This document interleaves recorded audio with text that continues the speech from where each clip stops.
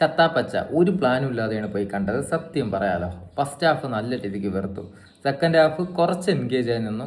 പക്ഷെ നമ്മുടെ super star വന്ന സമയത്ത് ആ എൻട്രി സൂപ്പറായിട്ട്, പക്ഷെ വോയിസ് കൊണ്ട് കളഞ്ഞു. അത് കഴിഞ്ഞിട്ട് ആ കോസ്റ്റ്യൂം ഒരു രസമില്ല.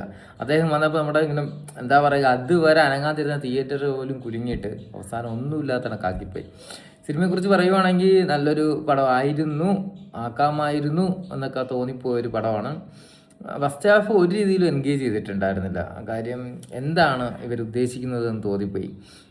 ഓക്കെ, സെക്കൻഡ് ഹാഫ് വന്ന സമയത്ത് കുറച്ച് കുറച്ച് നമുക്ക് ഇഷ്ടമായി തുടങ്ങിയിട്ടുണ്ട്. കാരണം ആ ഒരു രീതിയിൽ സ്റ്റോറി ബിൽഡ് ചെയ്ത് അവർ ചെറിയൊരു അത് അത് നമുക്ക് കണക്റ്റായി വന്നു. പക്ഷേ ലാസ്റ്റ് കൊണ്ടുപോയിട്ടൊരു സംതൃപ്തി ഇല്ലാതാക്കി കളഞ്ഞു. എന്തോ ഒരു മിസ്സിങ്. എന്താണ് സംഭവിച്ചെന്ന് എത്ര ആലോചിച്ചിട്ടും പറ്റുന്നില്ല.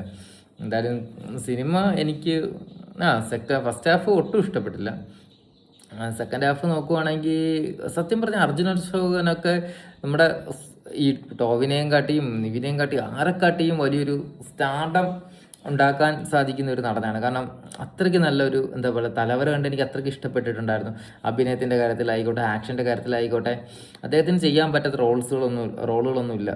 അപ്പോൾ അദ്ദേഹം കയറി വരണം. ഇനി എനിക്ക് പ്രതീക്ഷ നാളത്തെ ബേബി ഗേളിലാണ്. ഞാനും അക്ഷയും സാറും കൂടിയാണ് സിനിമ കാണാൻ പോയത്. അപ്പോൾ വാർപ്പള്ളി രവതിയിലാണ് പോയിട്ടുണ്ടായിരുന്നത്.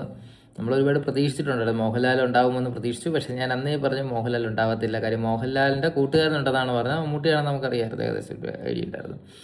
പിന്നെ കൊള്ളാം, കണ്ടുകൊണ്ടിരിക്കാം. എനിക്കിഷ്ടപ്പെട്ടില്ലെന്നേ ഉള്ളൂ. നിങ്ങൾ പോയി കണ്ടിട്ട് പറ. ശരി.